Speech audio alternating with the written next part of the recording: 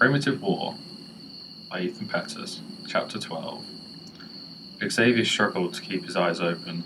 The warm embrace of his hammock was an intoxicating pleasure in the cold, damp air. The rest of the squad was already asleep, bushwhacked from the long night of hiking. Xavier knuckled the grit from the corner of his eye and checked his watch, 4:45 a.m. With a weary sigh, he sank further down into his hammock. Tree frogs chirped and creaked from overhanging branches. Crickets played music from the grass. Xavier could feel himself fall into the peace of the moment, carried away by the river's soft ambient gurgle. He could feel himself sliding through the water, flowing over stones and shallow bends, drifting beneath a sunless sky to the distant horizon. Xavier blinked. He checked his watch, 4:47. He distracted himself with the thoughts of his childhood, where the forests of Maine had been his true home. His father had been Abenaki, his mother was white. Xavier inherited his mother's skin, but he carried his father's heart. His father raised him to be a hunter. Tracking was in Xavier's blood. He didn't care for school or sports. He dropped out when he was 16. He spent his adolescence in the mountains with his father, hunting and fishing, learning to find the most indecipherable animal tracks in the brush. His hunter's heart had led him to Vermont, where he lived off the grid in the Green Mountains until he turned 18 and eventually to Vietnam to serve his fellow soldiers as a guide and a medic in the deadliest jungle in the world. Xavier had carried his hunter's heart through Vietnam. While most men were terrified of Vietnam's elusive wilderness, Xavier was enthralled. He knew his placement in the jungle. He always understood that he was both predator and prey. He affirmed his rightful place at the top of the food chain, with memories of hunting deer with a homemade bow and arrow, and killing black bear with rifles, catching fox and rabbits in makeshift traps. Xavier's encounters with Vietnamese wildlife had reminded him of his peers at the top of the food chain. He had seen men taken in the night by tigers or dragged away by crocodiles while crossing streams. Xavier ran his fingers through his black mane of hair and exhaled. He couldn't imagine a worse death than being eaten alive. He knew that there would be no salvation from an animal attack. Claws would snap through his tendons, fangs would shear off his flesh, and his bones would be crushed like chalk between grinding jaws. During sleepless nights, Xavier often fantasized of dying beneath a hungry tiger. His affirmation of being a fellow predator helped to alleviate these fears, but he always had nightmares. He could still hear the gurgling choke of his old squad mate, Cesatio, as a tiger sliced his throat open with its incisors. He could envision a similar death for himself, in vibrant clarity. Xavier chewed his beard. He didn't voice his opinions, but he believed Ryan had made a grave mistake in setting up camp so soon after his attack. Xavier understood that most predators had large territories. A single tiger could have a territory several miles wide. If they had continued for a few more hours, they may have left the territory of Ryan's attacker. Now they were sitting ducks, an open feast. Xavier squeezed the barrel of his rifle. Xavier felt a sibling rivalry with Ryan. They were the same age and had been in the military for the same amount of time. Xavier knew Ryan was only captain because he was the last surviving member of his original outfit, but it was unfair. Xavier wanted his chance to lead. In his mind's eye, he was a guide in the jungle, a native expert, a hunter and a tracker. He could lead the squad through the most hostile environments, just as his father had led him through the mountains of Maine. Xavier understood the wilderness. Ryan did not. Xavier knew that they were little more than defenseless apes with rifles. If Xavier were in charge, he wouldn't have to keep his eyes open for fear of some unknown beast stalking them in the night. Christ, get it together, Xavier thought. He could feel the hairs on the back of his neck bristling. He smoothed them down and held his rifle. He sat upright, scanning the surrounding forest. His eyes adjusted so that he could see the moonlight that seeped through the canopy, settling in the open space between the undergrowth and the treetops. A phantom mist hung in the air. The sounds of the jungle had gradually dwindled away. The rest of the squad was snoring in their tents. Xavier envied them. Xavier checked his watch, 4:50. It was amazing how time could play tricks on the mind. In a matter of hours, the sun would rise, and they would all be safe from further predation. Xavier rubbed his temples. He would be lucky to get any sleep by then. Xavier paused, raising his head to face the forest. The jungle was silent. Xavier lifted his rifle and peered at the mist that lingered in the forest beyond. The longer he stared, the more shapes materialized in the blurry dark. He could faintly detect the moonlight illuminating the space between the trees, giving depth to the flat image of his surroundings. He suddenly felt exposed. The clearing they were camped in was much too open to attack. The pillars of dead trees made it difficult for him to see, and he began to feel angry with Ryan for choosing such a poor campsite. Xavier faced forward and bolted upright. Yellow eyes stared back at him from the forest. Xavier didn't move, didn't breathe. He didn't even think. Fresh sweat damped his clothes. He was transfixed by the cold stare of the amber eyes. At first he thought they might belong to a tiger, but then he watched the eyes climb higher, into the treetops. Xavier knew that tigers rarely climb trees, but a bear would. Xavier would have been content with this theory. A bear wouldn't be so bad. Then he saw another pair of eyes blink open to his left. The M16A1 shook in his hands. Another pair of eyes shone from a tree trunk across the clearing, 30 feet off the ground. Half a dozen eyes watched him from the darkness. Xavier tried to remain calm despite his rapid-fire heartbeat.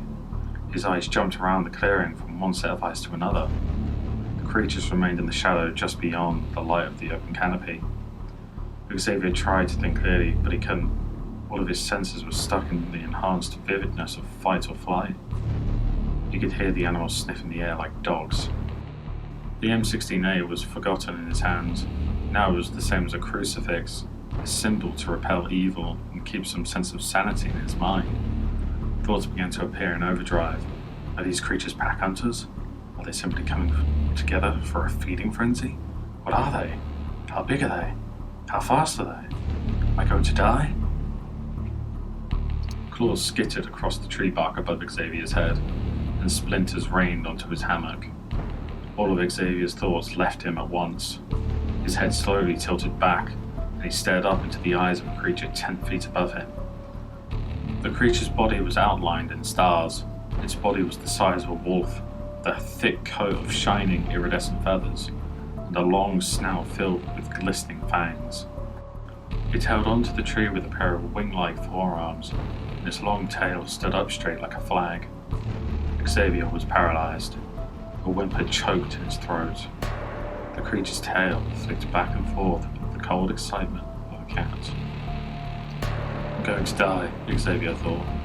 His head fell forward, and he saw several more creatures emerge from the undergrowth. They purred as they approached, their heads bobbing like herons as they moved. Their glowing eyes drifted through the darkness. A few of the creatures sniffed the tents, baring their teeth. Xavier wanted to scream and wake up the others, but he knew this would only incite a bloodbath. He somehow knew that the creatures would be triggered by his screams. There was no escape. They were surrounded. One of the creatures suddenly lifted his head and snorted furiously. He hissed loudly like a burst of steam. The other creatures stopped. They stood on their hind legs, tucked their arms against their sides, and sniffed the air. One of the creatures chuffed, and the animal above Xavier growled. Xavier could see that they were tense. They hopped around on their back legs, glancing at the jungle with jerking movements of their heads. Then, as quickly as they had appeared, they scrambled upon the surrounding trees and leapt away, from trunk to trunk, creating a roar of shaking leaves as they went. Xavier watched the treetops until they became still and vacant. He was stunned. Somewhere in the far-off jungle, there was a powerful thump. The ground shook. Xavier jerked his head back up. His hammock swayed between the shivering trees. There was a second thump, like a tree had fallen. The ground shook again. A flock of birds exploded from the distant treetops and spiraled upward, like a flurry of shadows swirling across the pale face of the moon. It seemed like a giant mallet was striking the earth, making it rumble and shake, more powerful with each successive impact. They were footsteps, and they were getting closer. Xavier fell out of his hammock and scrambled on his hands and knees to the closest tent. He grabbed the fabric and shook it wildly. "Eli, Miller, wake up!" Xavier hissed. "Let me in, wake up!" Yeah, Mama, San, more syrup," Eli grumbled. "Wake up, Eli, you stupid bastard," Xavier growled. The muffled footfalls reverberated through Xavier's bones, and he could hear the trees creaking as they bent away from the powerful force. The footsteps sounded like landmines exploding beneath the soil. He was amazed that the others were able to sleep at all. Xavier scrambled to the other side of the tent and tried to unzip it. The zipper kept slipping out of his jittery, sweaty fingers. The ground stopped rumbling, and the trees swayed at the edge of the clearing. Xavier lay down in the shadow of the tent. Something was breathing heavily from just beyond the stand of trees. It sounded like wind rushing through a cave. Xavier peered around the corner of the tent and caught his breath when he saw the behemoth beyond the campsite. The silhouette of a 20-foot-tall leviathan slowly circled the clearing. Each methodic footstep made the forest shake. Xavier felt his mind retract into a primordial lizard brain, one of only sensation and reaction. He couldn't comprehend what he was seeing. "What the fuck, Xavier?" Eli mumbled. "Shut up, Eli," Xavier silently prayed. The footsteps stopped, and the behemoth hesitated. Xavier held his breath. Maybe he hadn't heard Eli. The air shifted towards Xavier, so they were downwind of the beast. He couldn't smell them, but Xavier was struck by a wave of stench thick with decay, rotten, split blood. He choked back bile. If they were downwind, they might be safe. Xavier couldn't conjure anything other than hope that they were safe. All other thoughts had left him. The behemoth pushed its snout through the canopy and into the clearing. Its blood-stained maw hovered high above the forest floor. Stripes of moonlight were painted across its leathery skin. The jaws were big enough to swallow a man whole. The teeth were like serrated blades. Xavier recognized an elephant's leg in the creature's jaws, a ragged cigar of flesh and broken bone. The behemoth's dull reptilian eyes rolled across the tents. Xavier shrank away from the black eyes and listened to the beast sniff the air. Its powerful chest chugged with each breath like a mighty engine. With each huffing snort, Xavier finished closer to the tent. He wished he had his M16A1, but even if he did, it wouldn't make a difference. The creature was as big as a tank. Even Leon's rocket launcher would be useless against it. Somebody stirred inside the tent, and the creature growled lowly. The air trembled around Xavier, and his sphincter tightened. He peeked around the tent and saw the creature standing halfway in the clearing. A scream rose in Xavier's throat, a knee-jerk reaction, but he smothered it behind his hands. He couldn't believe his eyes. There was no way the creature could be real, but there it was. He had seen it a million times before, but not like this. Never in real life. Never alive. The behemoth lifted its head and sniffed the area. Nostrils flexed open and closed on the bulbous end of its snout. A deep growl rumbled in the creature's chest, and the treetops shivered. The creature pulled its head back inside of the jungle, and it turned away, into the depths of the forest. Xavier watched in silence as the behemoth moved through the jungle, as agile as a bird, away and into the darkness. The footsteps gave way to silence. After a few minutes, the jungle returned to life. Xavier listened to the nocturnal animals, familiar animals, and he exhaled. His eyes glared white, and his entire body was shaking. He sat upright and looked around. There weren't any glowing eyes or towering monsters. A terrible realization dawned on him. The behemoth was heading towards Ryan and Leon.